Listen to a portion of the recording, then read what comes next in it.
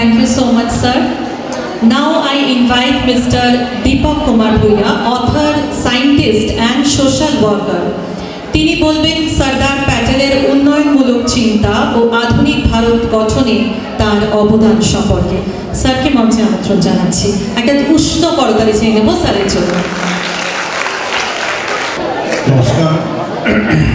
মঞ্চে বরিষ্ঠ বিশিষ্ট জনেরা এবং আমার সামনে উপবিষ্ট বিশিষ্ট জনেরা এবং মা বোনেরা এবং কচি কাচারা, যারা আজকে স্কুল থেকে বা কলেজ থেকে তারা এসছে, তাদেরকে সর্দার বল্লভভাই প্যাটেল এবং যুবকদেরকে নিয়ে কিছু আমাকে বলতে হবে। তার আগে জিজ্ঞেস করি, খিদে পেয়েছে তো নাকি? আমাকে শোনার মতো এখন ধৈর্য আছে তো? খিদে পেয়েছে? ঘুম পায়নি তো? আচ্ছা, ঠিক আছে। তো সর্দার বল্লভভাই প্যাটেলকে নিয়ে আমরা এতক্ষণ অনেক রকমের অনেক অ্যাঙ্গেল থেকে আমরা শুনলাম, সমৃদ্ধ হয়েছি সবাই। আমার বিশেষ কিছু বলার নেই, আমি দু চারটি কথা একটু বলতে পারি। সেটা হলো যে সর্দার বল্লভভাই প্যাটেলের যে জীবনটাকে আমরা দেখি 1825 সাল, 75 সাল থেকে 1950, প্রায় 75 বছরের একটি মহান জীবন। তারই পাশাপাশি আরেকটি জীবন পশ্চিমবঙ্গে, বাংলায়, তৎকালীন বাংলা, সেও বোধ হয় 1870 সাল থেকে 1920 বা 25 এরকম সময়, খুব বেশি দিন নয়, প্রায় 50-55 বছরের জীবন।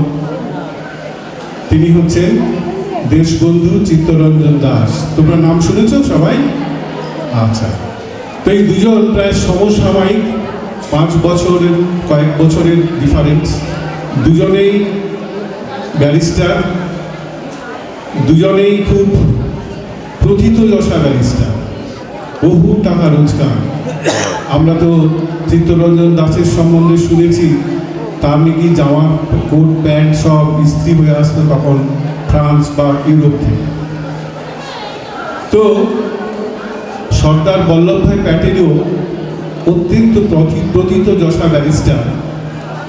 এবং যেটা আমার খুব ভালো লেগেছে সেটা হলো, একটা সময় আর্থিকভাবে এতটা সমৃদ্ধ হওয়ার পর তারা দুজনেই সেই খদ্দরের ধুতি বস্ত্র পরে তারা একদম সাধারণ মানুষের মধ্যে, আমাদের মধ্যে তারা এসে উপস্থিত হলেন।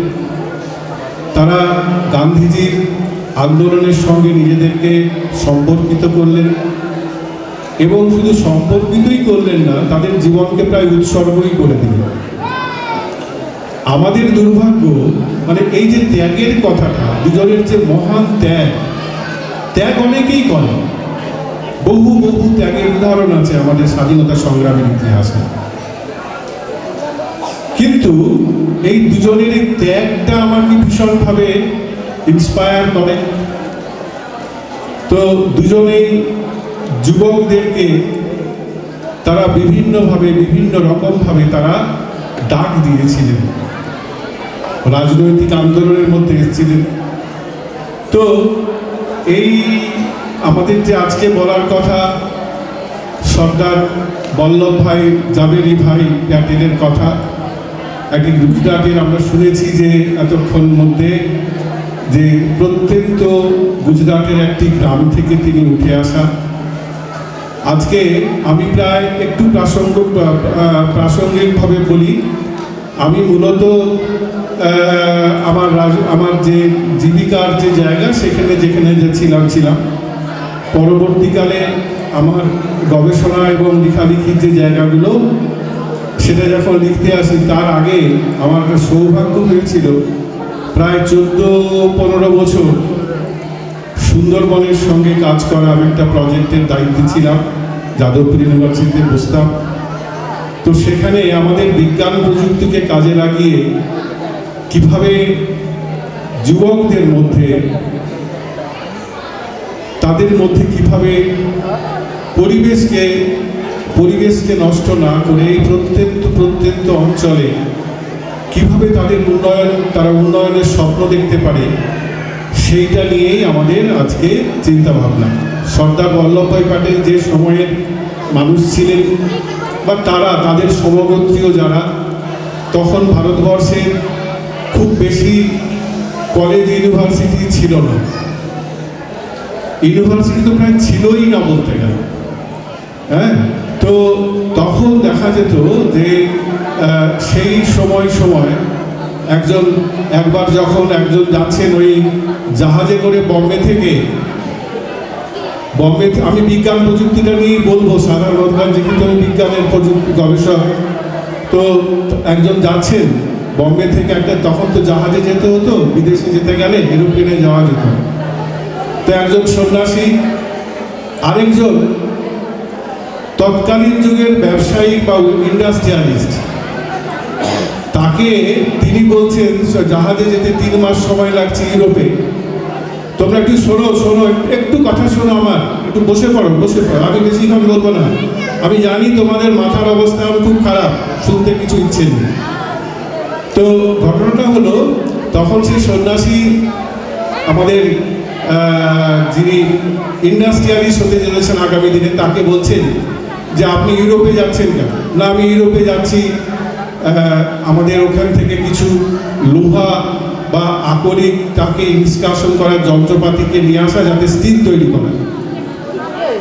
তো সেই সন্ন্যাসী, ওই বল্লভভাই প্যাটেলের সমসাময়িক সন্ন্যাসী, তিনি বলছেন আপনারা কাজ করুন, এখানে একটা এমন ইনস্টিটিউশন তৈরি করুন, আমাদের দেশে নেই, সমগ্র এশিয়াতেই নেই তখন, যেখান থেকে এই যে মৌলিক বিজ্ঞান, সেই বিজ্ঞানেরও গবেষণা হতে পারে। আমরা ইউরোপ থেকে শুধু মেশিন নিয়ে আসছি, সেটা যেন কাজ আমাদের যেন এখানে কোনো আমাদের ছেলেমেয়েরা যেন আগামী দিনে কাজ করতে পারে, কত বড় স্বপ্ন।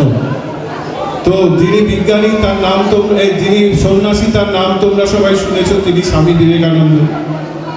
আর যাকে বলছেন তিনি হচ্ছে নৌরোজি টাটা।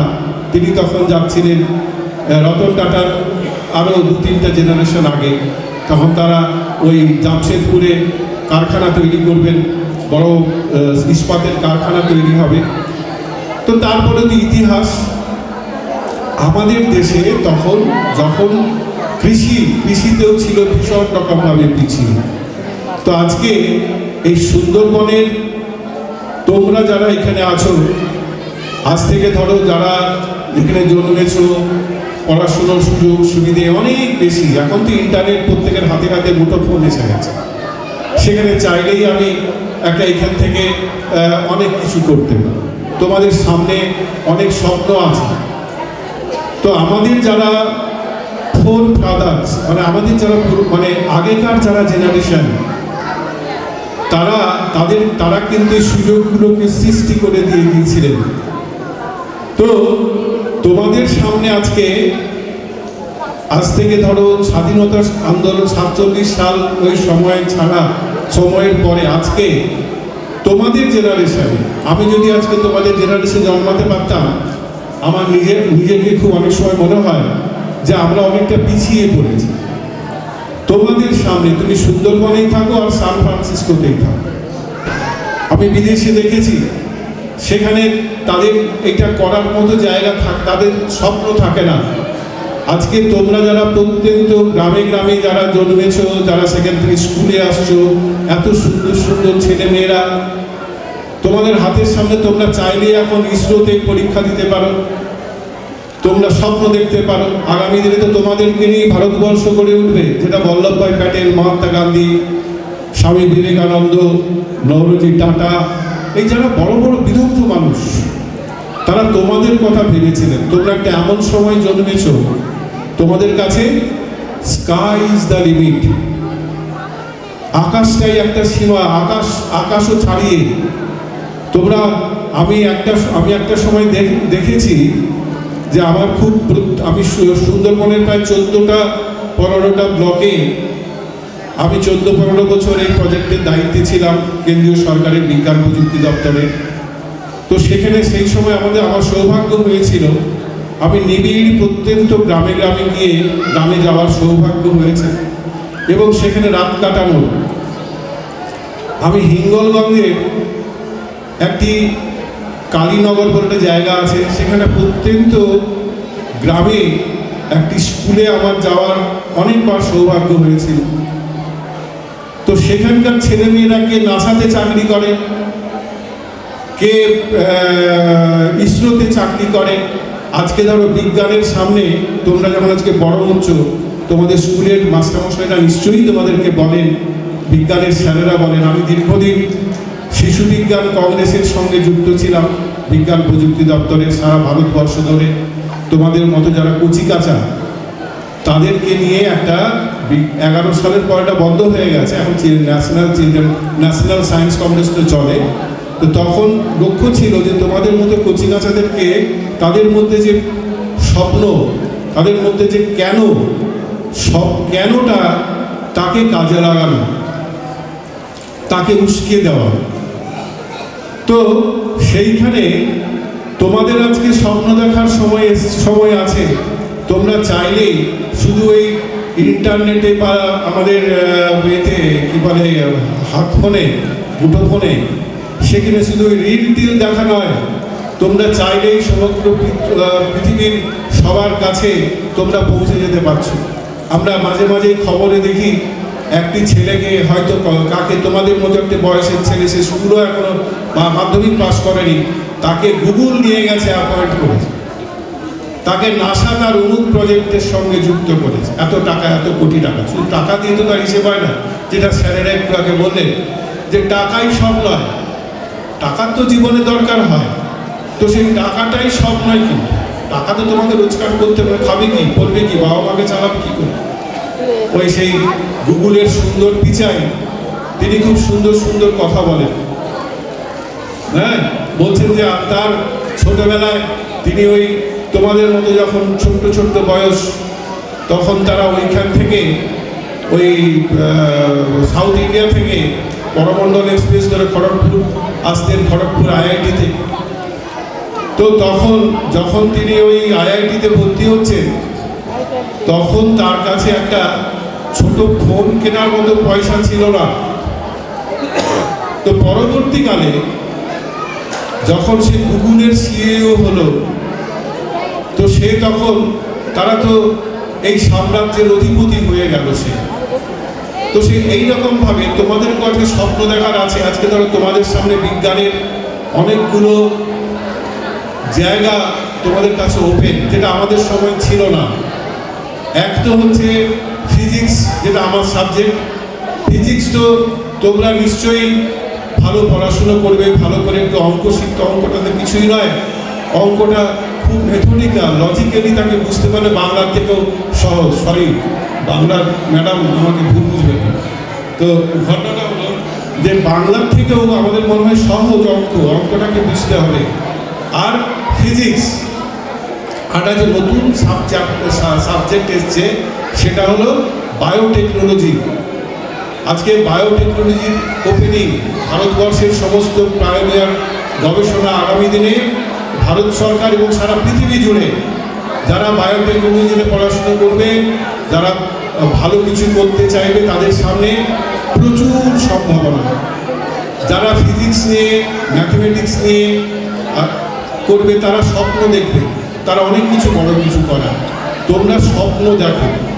আমাদের যেটা একটু আগে আমরা বললাম, আমাদের সর্দার বল্লভভাই প্যাটেল বা এরা তাদের চূড়ান্ত যে সফলতা, তাদের প্রফেশনাল জগতে ব্যারিস্টার হিসেবে যে সফলতা ছিল তৎকালীন যুগে, সেই সফলতাকে তারা ছেড়ে দিয়ে তারা কিন্তু তোমাদের যাতে ডেভেলপমেন্ট, মানে তোমাদের নয়, তো আমাদের পূর্বপুরুষদের কয়েক জেনারেশন আগে সেই সব মানে যে ভারতবর্ষের উন্নয়নের কথা তারা ভেবেছিলেন, আজকে আমরা অনেক রাস্তা পেরিয়ে এসেছি, অনেক উন্নতির জায়গায় পেরিয়ে এসেছি।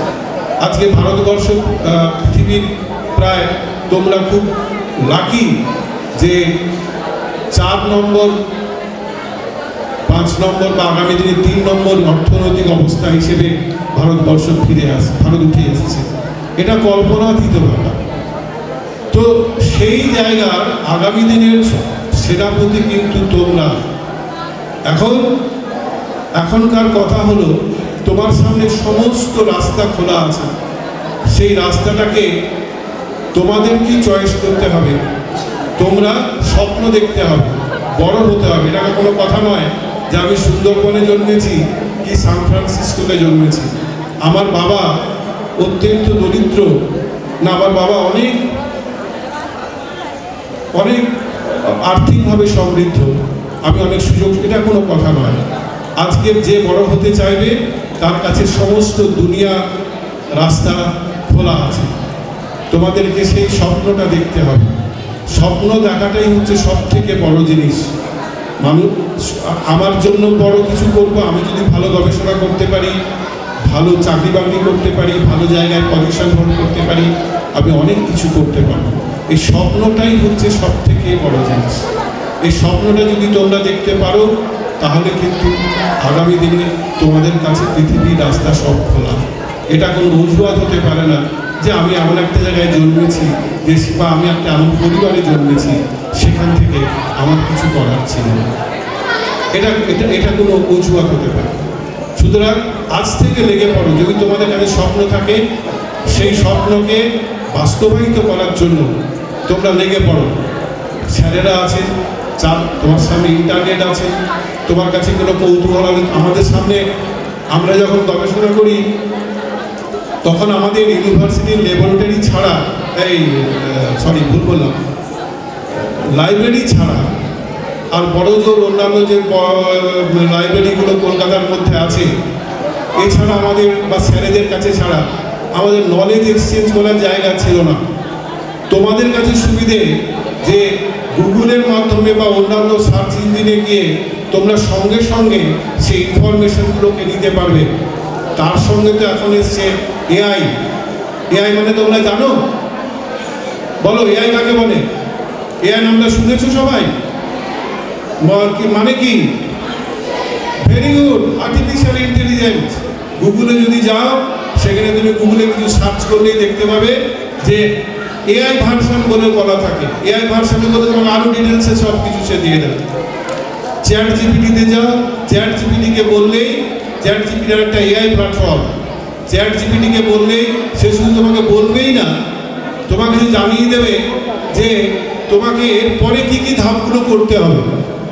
পড়াশুনো করতে চাও, উইকিপিডিয়াতে যাও, সঙ্গে সঙ্গে ক্লিক করে এই জিনিসটা বুঝতে পারছি না, উইকিপিডিয়া থেকে না ক্লিক করলাম, সব তথ্য চলে আসে, একদম আধুনিকতম তথ্য। তো এইরকম আরও অনেক জায়গা আছে, অনেক প্ল্যাটফর্ম আছে।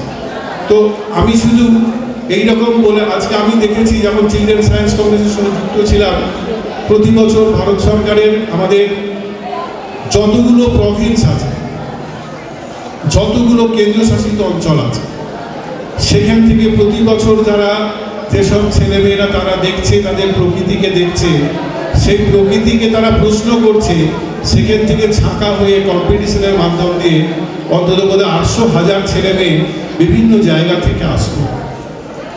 এবং সেখানে তাদের মধ্যে আবার কম্পিটিশন হতো, তারা ন্যাশনাল লেভেলে চ্যাম্পিয়ন হতো, সরকার তাদেরকে ফেলিসিটেশন করতো।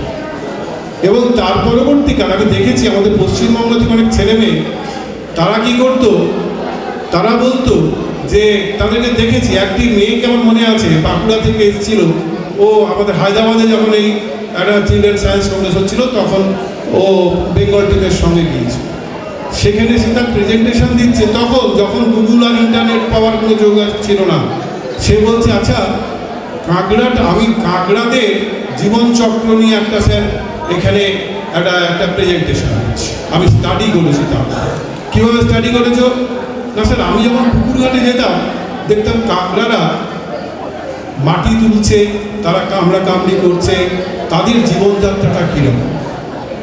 কেউ বলছে রাত্রেবেলায় আকাশে যে গ্যালাক্সি দেখা যায়, ছায়াপথ বলে সেই জিনিসটা কি। তোমার সামনে প্রকৃতির পাঠশালা পড়ে আছে, তোমাকে সেই নিউটনের মতো বলতে হবে আপেলটা গাছ থেকে কেন পড়ে। সবাই তোমরা দেখি আপেলটা পড়ে কেন পড়ে, এইটা থেকে গ্র্যাভিটেশনাল সূত্রের আবিষ্কার। তোমাদেরই মতো বয়স, তোমার একটু বেশি। আর একটা ছেলে বলছে, আচ্ছা আলোর তরঙ্গের উপরে বসে যদি আমি ছুটতে পারতাম তাহলে চারপাশটাকে দেখতে কেমন লাগতো। সেটাকে বলতো যে রিলেটিভিটি তত্ত্ব, আপেক্ষিকতাবাদ। সেখান থেকে একটা 17 বছরের ছেলে পেটেন্ট অফিসে সে ভালো চাকরিও পায়নি, তখন সে রিলেটিভিটি তত্ত্বকে আবিষ্কার করছে পরবর্তীকালে 22-24 বছর বয়সে। তো এইরকম জায়গা আছে।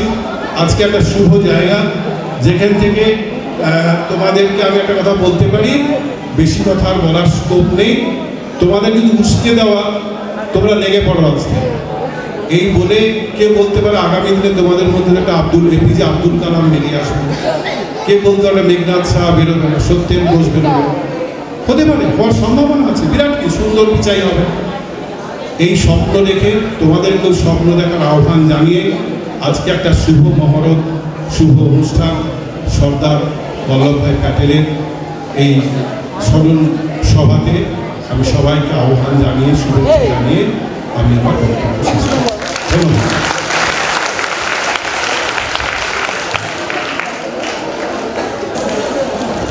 অনেক অনেক ধন্যবাদ স্যারকে। আমরা সত্যি সমৃদ্ধ হলাম। স্যারের জন্য একটা জোরে হাততালি আরও একবার চেয়ে নেব। এবং আরও একটি আনন্দ খবর, আমাদের মধ্যে এসে উপস্থিত হয়েছেন আমাদের অত্যন্ত প্রিয় মানুষ শ্রী রফিকুল ইসলাম মহাশয়। তাকে আমরা মঞ্চের মাঝখানে আমন্ত্রণ জানাচ্ছি। আমরা তাকে আগে বরণ করে নেব এবং তারও দু চার কথা শুনে নেব। বসিরহাট উত্তরের এমএলএ স্যার রফিকুল ইসলাম মহাশয় আমাদের মধ্যে উপস্থিত হয়েছেন। একটা জোরে করতালি দিয়ে আমরা তাকে সম্মানিত করব। এবং দক্ষিণ চাঁদপুর চাইল্ড ডেভেলপমেন্ট মিশনের পক্ষ থেকে আমরা এই মুহূর্তে তাকে বরণ করে নেব। আমরা এই মুহূর্তে তাকে বরণ করে নিচ্ছি পুষ্পস্তবক দিয়ে। বরণ করে নিচ্ছেন শঙ্কর স্যার। উত্তরীয় পরিয়ে আমরা তাকে সম্মানিত করছি। সকলকে বলবো হাততালিতে একটু চলতে থাকুক। শল এবং স্মারক সম্মানে আমরা তাকে সম্মানিত করছি।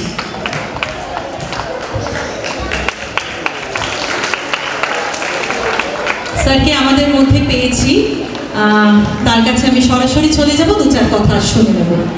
স্যার দু চার কথা আপনার কাছ থেকে আমরা শুনে নিই, তারপর আমরা আবারও আমাদের বক্তব্য পর্বে যাব। আজকের অনুষ্ঠানে উপস্থিত সকল সম্মানীয় বিভিন্ন পদাধিকারীরা, এখানে কলেজের প্রিন্সিপাল সাহেব আছেন, কলেজের অধ্যাপিকা ম্যাডামরা আছেন, অন্যান্য প্রফেশনের সঙ্গে যুক্ত বিশিষ্ট পদাধিকারীরা সকলে আছেন, এবং সর্বোপরি আমার সামনে যারা উপস্থিত আছে, বিশেষ করে আমরানি বাঁকারগাছার মানুষরা আছেন, বুড়াইশার কিছু মানুষ আছেন, এবং এই ব্লকের বিভিন্ন প্রান্ত থেকে, স্কুল থেকে আগত ছাত্রছাত্রী আছেন। সকলকে আমি আন্তরিক অভিনন্দন, শুভেচ্ছা এবং ধন্যবাদ জানাই। আসলে সকল এই প্রোগ্রাম খুবই সুন্দর প্রোগ্রাম। ও বছরে একাধিক প্রোগ্রাম করে। কিছুদিন আগেও একটা প্রোগ্রাম করেছিল, রত্নদ্বীপ প্রোগ্রাম, সুন্দরবন রত্নদ্বীপ প্রোগ্রাম, সুন্দর অনুষ্ঠান হয়েছিল। আজকের এই অনুষ্ঠান অনেকদিন আগেই আমাকে বলে রেখেছিল, কিন্তু অসুবিধা হলো, আমরা সবাই জানি নির্বাচন সামনে, এখন বিভিন্ন দলীয় প্রোগ্রাম চলছে, এক জায়গাতে আটকে ছিলাম, আবার আরেক জায়গাতে যেতে হবে এখনই, সেই জন্য একটু সময় চেয়ে নিয়ে দু একটি কথা বলছি। দেখেন, মানুষের যদি ইচ্ছা থাকে, অভিপ্রায় থাকে যে কিছু করবো সমাজের জন্যে, তাহলে সে যে কোনো প্রান্ত থেকে, যে কোনো জায়গা থেকে, যে কোনো পরিবেশ থেকে সে কিন্তু সেটা চেষ্টা করলে সম্ভব হয়। একটা প্রকৃষ্ট উদাহরণ হলো আমাদের শঙ্কর মণ্ডল। আপনারা সবাই জানেন, ও বাঁকারগাছার ছেলে। এইরকম একটা প্রত্যন্ত এলাকা থেকে ও নিজ প্রচেষ্টায় এবং আমাদের কিছুটা সহযোগিতা নিয়ে একটা এনজিও সংস্থা করে, আজকে আমি কিছুদিন আগে শুনলাম ও সরকারের পক্ষ থেকে একটা পুরস্কারও প্রাপ্ত হয়েছে। এনজিও যে সংগঠনগুলো আছে সারা বাংলায়, তার মধ্যে ও শীর্ষস্থান অধিকার করেছে এবং সেখান থেকে পদকও পেয়েছে।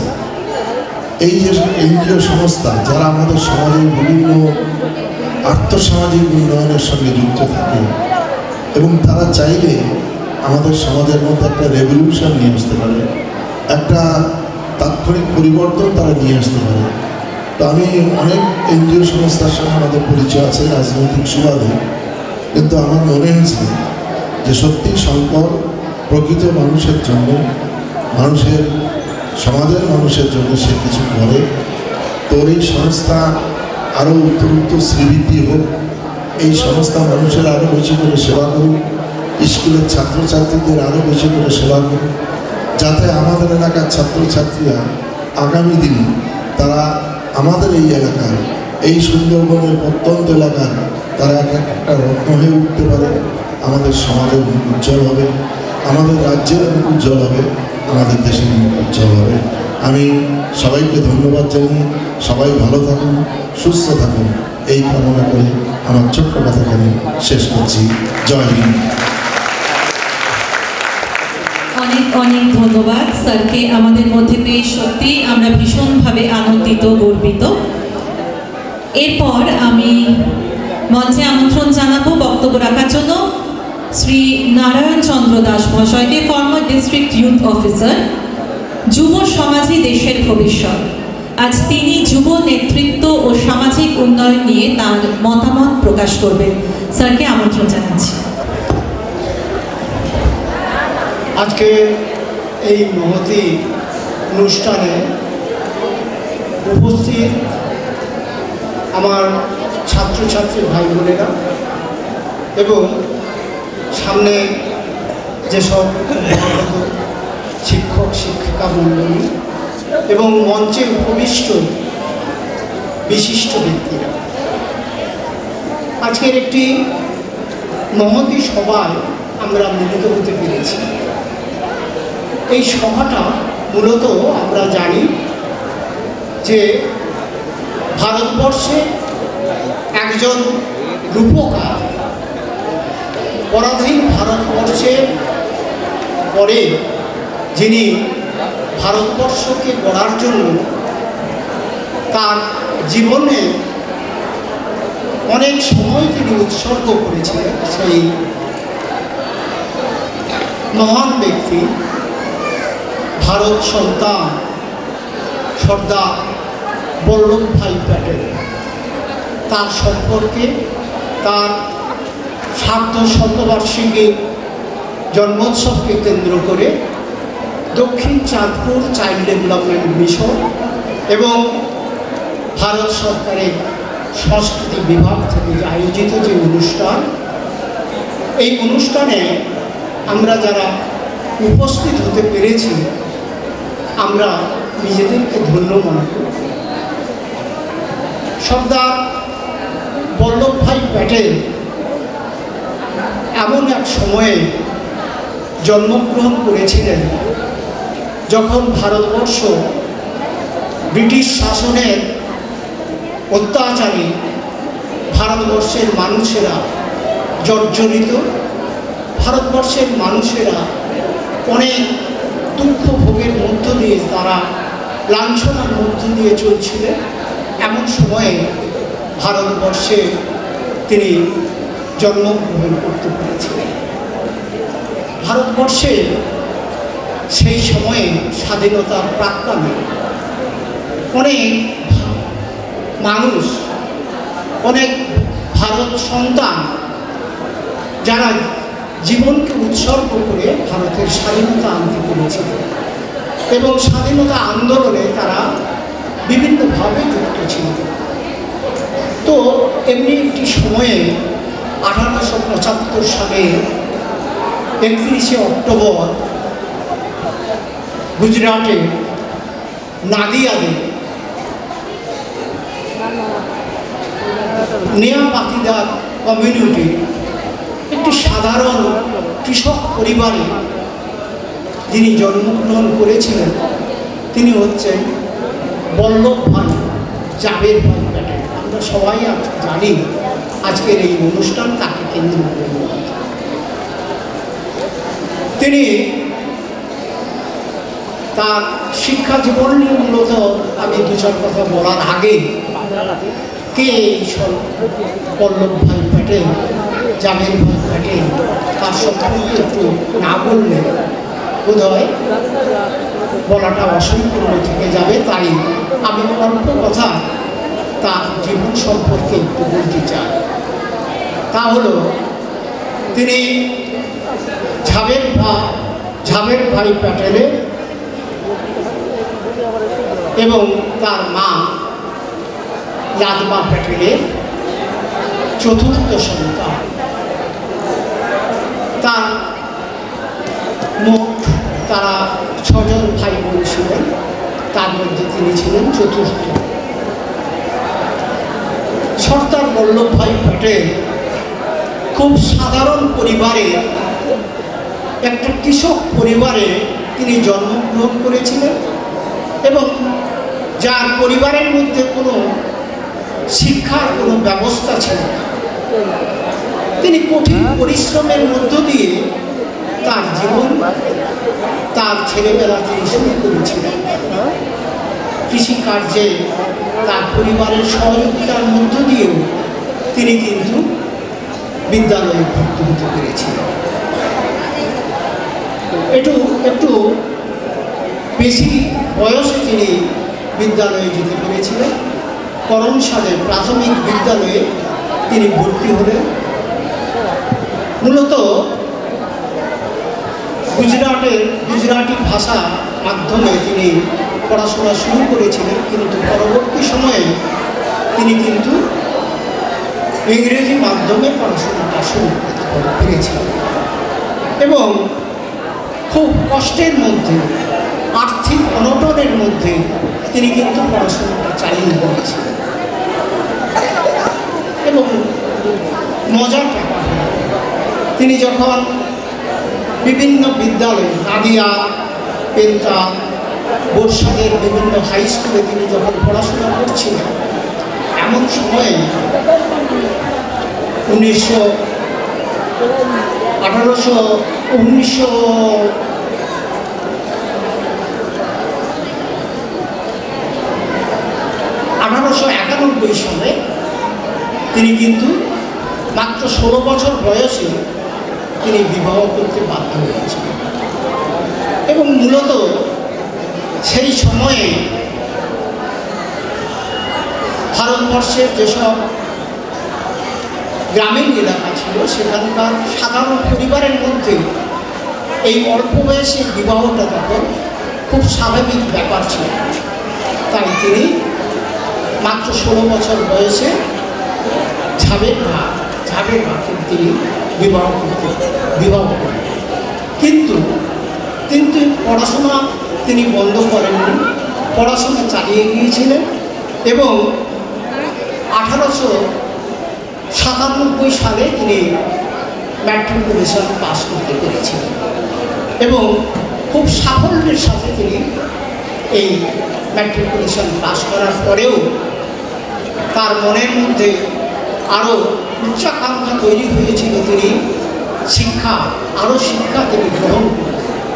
কিন্তু অর্থনৈতিক একটা অসচ্ছলতা, অর্থনৈতিক একটা প্রতিবন্ধকতা তার মধ্যে ছিল, তবুও কিন্তু তিনি দমে যাননি। তিনি ছিলেন স্বাধীন চেতা এবং স্বাবলম্বী একজন পুরুষ। তার ছোট বয়স থেকেই তাকে আমরা দেখতে পাই। তার পিতা ঝাবের বাপ, তিনি কিন্তু একসময় ঝাঁসির রানীর হয়ে তিনি যুদ্ধ করেছিলেন। তার মধ্যেও এই স্বাধীন চেতা মনোভাবটা বল্লভ ভাইয়ের মধ্যেও আমরা দেখতে পাই। যাই হোক, তিনি বিদ্যালয়ে না গিয়েও পড়াশোনার জন্য তিনি বিভিন্নভাবে বিভিন্ন ছাত্রছাত্রীদের কাছ থেকে পুরানো বই সংগ্রহ করে তিনি কিন্তু পড়াশোনাটা শুরু করলেন। পড়াশোনা শুরু করলেন মূলত আইন বিষয়। এই আইন বিষয়টা নিয়ে তিনি মূলত আগ্রহী হলেন। তখন ভারতবর্ষ ভারতবর্ষের বুকে যেভাবে ইংরেজদের অত্যাচার চলছিল তার হয়ে সাধারণ মানুষের পাশে দাঁড়ানোর জন্য তিনি কিন্তু আইন বিষয় নিয়ে পড়াশোনা শুরু করলেন এবং বিদ্যালয়ে না গিয়েও, কলেজে না গিয়েও তিনি তখন ডিস্ট্রিক্ট লিডারের পরীক্ষায় তিনি বসতে পেরেছিলেন। যদিও বর্তমান সময়ে আমাদের মধ্যে সেই ধরনের ইচ্ছা থাকলেও অনেক সময় অনেক প্রতিবন্ধকতা থাকে, কিন্তু তৎকালীন সময়ে তিনি কিন্তু সেই ডিস্ট্রিক্ট লিডারের পরীক্ষায় তিনি বসতে পেরেছেন এবং অত্যন্ত সাফল্যের সঙ্গে তিনি একজন আইনজ্ঞ হিসেবে, লিডার হিসেবে তিনি বিভিন্ন জেলা আদালতে তিনি এই আইন বিষয়ে তিনি প্র্যাকটিস শুরু করেন এবং যখন এই আইন বিষয়ে পড়াশোনা করছেন এবং পড়াশোনার পরে তিনি যখন আইন নিয়ে কোর্টে প্র্যাকটিস করছেন, একদিন কোর্টে তার দায়িত্ব পালন করছেন, এমন সময় তার কাছে একটা চিরকুট দেওয়া হলো, যা দেখে তিনি দেখলেন, কিন্তু তিনি সেটাকে দেখে পকেটে নিতে তিনি আদালতের দায়িত্ব তিনি কিন্তু পালন করেন। আদালতের কাজ শেষ হওয়ার পর তিনি অন্যান্যদের কাছে, তার বন্ধুদের কাছ থেকে সেই তার হৃদয় বিদারক ঘটনাটা তিনি প্রকাশ করলেন যে তার স্ত্রী প্রয়াণ ঘটেছে।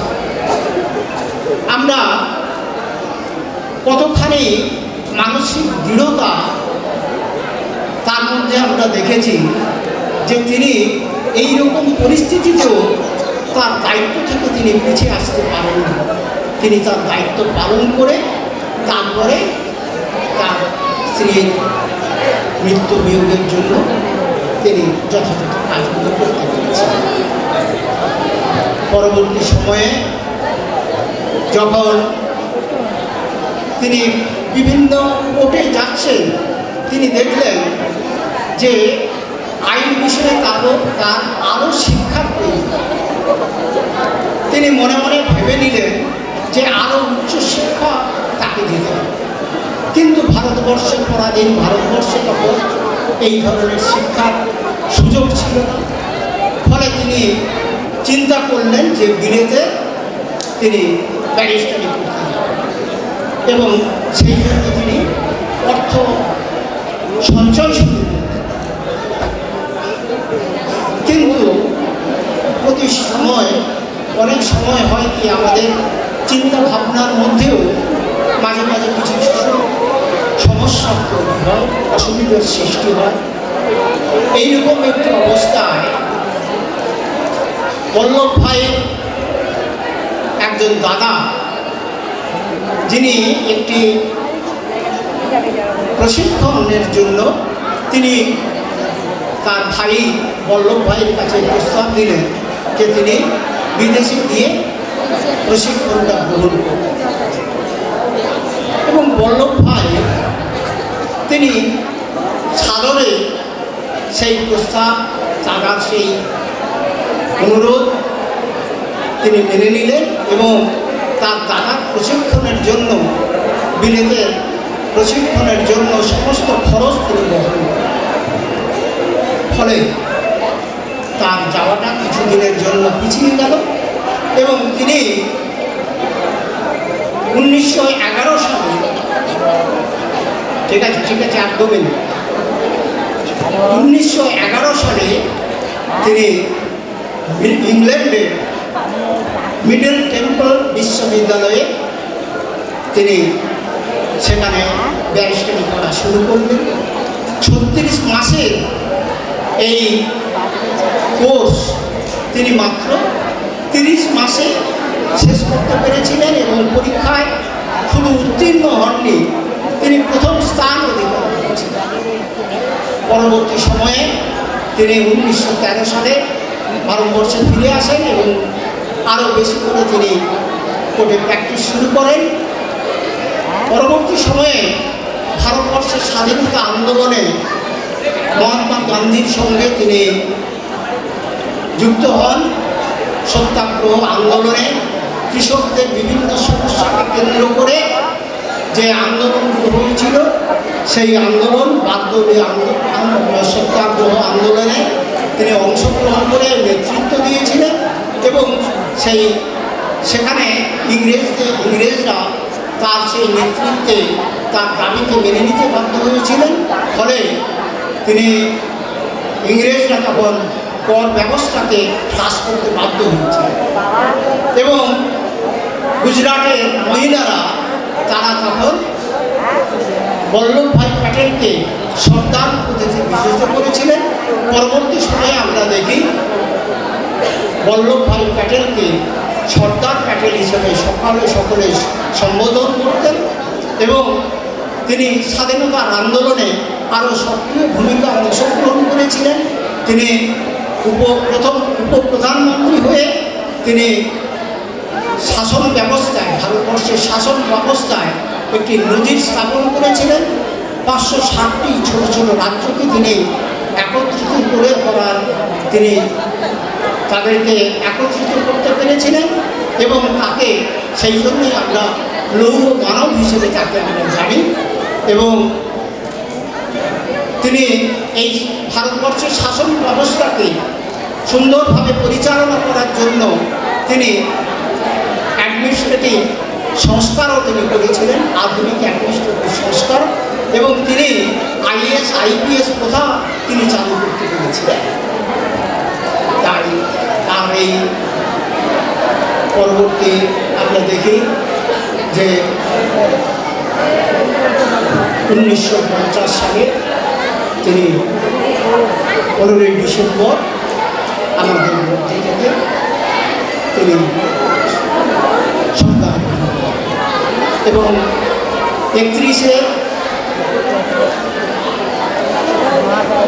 অক্টোবর আমরা জাতীয় একতা দিবস আমরা পালন করছি। এই জাতীয় একতা দিবসকে আমরা যেন মনে প্রাণে পালিত করতে পারি, কারণ আমাদের বিভিন্ন ভাষাভাষী বিভিন্ন সম্প্রদায়ের মানুষরা যাতে ভারতবর্ষে একত্রিত হয়ে একসঙ্গে আমরা চলতে পারি, আমাদের এই জাতীয় একতা দিবসের উদ্দেশ্য যেন তাই থাকে। ধন্যবাদ।